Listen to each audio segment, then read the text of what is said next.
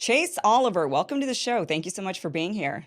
Thank you for having me. It's a great opportunity to speak to voters and have them hear the Liberty message. So thank you for giving us the opportunity. Yeah, people are starting to feel more and more libertarian. I think that the pandemic really pushed people in that direction. People that I know who were staunch progressives, vote blue, maybe not vote blue no matter who, but very much feeling like they were more on the left or progressives, have now gone more libertarian since the pandemic. I know there's a lot of Republicans feeling this, people on the right that feel like they're more libertarian than they were maybe previously. So I think it's an interesting time to be a libertarian. You even have the Argentinian president, right, Javier Milei, who won an election. Is he the first libertarian ever to become president? I Is believe that what? he's the first self-identified libertarian head of state. And you're right, it is an exciting time. And as you said, a lot of people who were voting Democrat previously are now looking at the Libertarian Party. That was kind of my journey, too. I was a former Democrat who was a very hardcore anti-war voter, member of the anti-war left, that when Obama got elected and the wars didn't end, but all of a sudden the anti-war left dissolved, I needed a new home. And it's where I discovered the Libertarian Party, and they are a true anti-war, pro-peace party.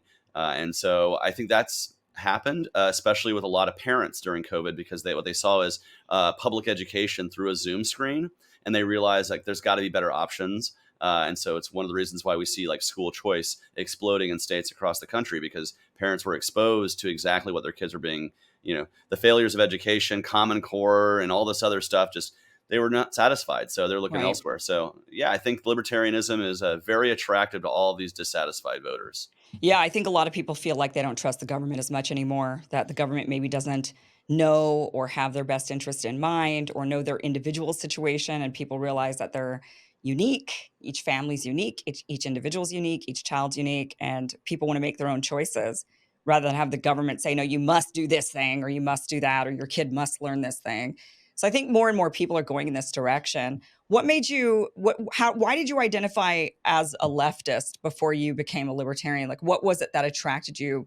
Was it just the anti-war, what you thought was anti-war on the left? Because they're definitely not. Yeah, I definitely would never say I was really a leftist, so to speak. Like I wasn't, Okay. into Marxism or any like the far left philosophy. What it was for me is that I saw my friends going to go fight in wars that were initiated by George Bush and the Republicans. Uh-huh. And because I didn't really know outside of a two-party system what really existed, because George Bush was a Republican, I kind of defaulted to the Democratic Party. Now, I've always been a Democrat. I was a Democrat who liked guns, for instance. I was a Democrat who hated high taxes and supported the ideas of free markets.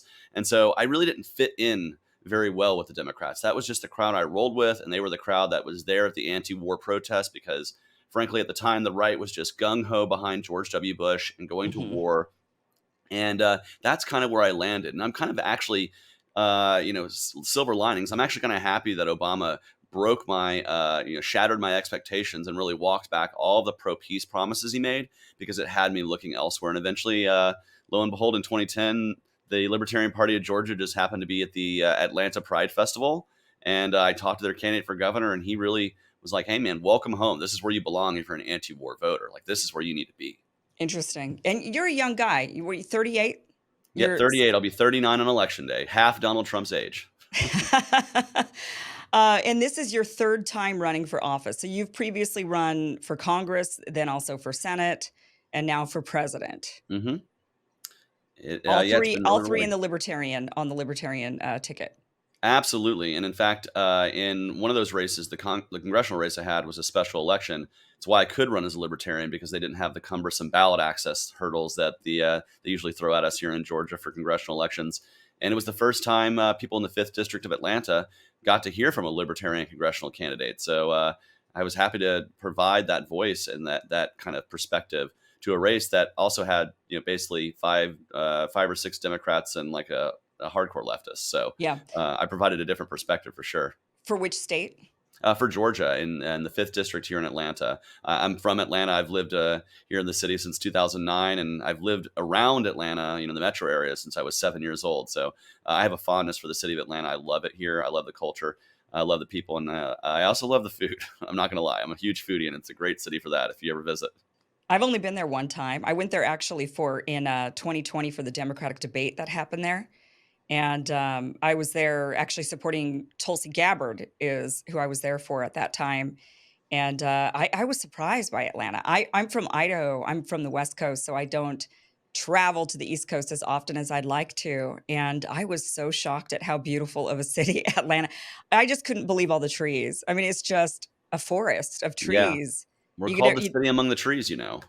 well, I didn't know that actually until I got there and I saw how beautiful of a city it was, and I thought, "Wow, this I know." I live in LA, and a lot of the industry, the Hollywood industry, has moved to Atlanta, and a lot of people I know had been, going to Atlanta all the time for filming, and then they love it, and they buy houses there, and they want to stay in Atlanta, and I had just like a completely different envisionment of what, honestly, I thought it was going to look like St. Louis. That's what I Yeah. in my mind, that's what Atlanta looked like, and then I got there and I was like, "This place is beautiful, amazing, the people are nice, the food was delicious." I mean, you're right, it's a great place. Yeah, Very Atlanta's a great Democrat, city. Yeah, but it's Atlanta's a very great Democratic. city, and Georgia's a great state. But the city government is pretty terrible. In fact, even a lot of the people on the left are angry at the Democrats in power in our city council because they have defied the will of the people and building. They're tearing down one of our forests. They're clear cutting one of our large forests to basically make way for a new police training facility. It's going to cost the taxpayers many millions of dollars. We don't like Wow. it because it's going to also create a floodplain for the local business owners in the area. There will be an outdoor gun range within earshot of an elementary school. There's a lots of reasons to oppose it, and they pass it anyways because corporate donors basically fund their campaign coffers.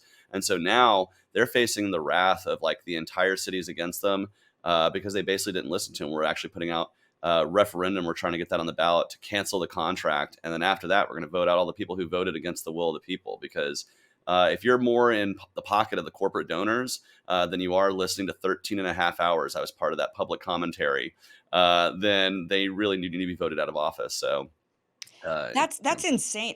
When you think Democrats always say, "Okay, we're for trees, we're for environment, we want more of this, we don't want clear cutting," and then they vote to clear cut, not because. And then I thought you were going to say to build homes, housing, because people need housing. There's homelessness problem, right? And Democrats are like, "We got to do something about the homelessness," but you're saying, and then they're the ones that say, "Defund the police. We don't need police," but they're clear cutting. Not for homes for homeless people, but instead for a police training center. It's like almost the opposite of everything Democrats claim to stand for, which is typical. yeah, it Which is seems a typical. little odd for them, but you know what? It's nothing new, political hypocrisy in our system. Yeah. So it's just a perfect example of it, and it's something as a libertarian I seek to expose and seek to fight against because it doesn't matter whether it's the left wing or the right wing. And in fact, I say oftentimes these issues aren't often left versus right; it's right versus wrong, and we need to really refocus ourselves sometimes about that. And it's something that as a candidate for president, I'm happy to give voters an option they can feel good about, and not just picking the lesser of two terrible evils. Why not run as a Republican? Well, I don't fit in line with a lot of the Republican policy. There's a lot of things that Republicans either they talk the talk and never walk the walk. Things like fiscal conservatism, keeping taxes low. These things they have continued to explode the deficit, and then just along a lot of other issues, I feel just very not in line with them. Whether it's immigration policy, kind of civil liberties issues, and so there's a whole array of areas where I feel like I don't fit quite in with them. But here's the great thing about libertarianism. You can be as personally conservative or as personally like progressive, libertine, whatever word you want to use in your life. But as long as you don't ask that the government seek to use that or push that lifestyle or push those ideas on other people, you're Yeah. welcome to be a libertarian. So really, it's not so much about being on the left or the right as it is like Democrats and Republicans, but it's about being anti-authority. I just don't Right. want anybody to Right. have authority over me or my neighbors who can live in peace. Right. Yeah, I mean, I think that a lot of people it does cast a wide umbrella as far as what you could personally be completely at odds with another libertarian sitting next to you when it comes to social issues, for example. Mhm. But, somebody could be very conservative and say, "No, I'm against gay marriage," or "I'm against all these and I don't want I don't like drugs. I don't want to smoke pot." They could personally decide all these things for themselves and say, "That's just for me, though. I don't want to force that onto you, those decisions onto you, and tell you you have to live the life the way that I want you to live your life."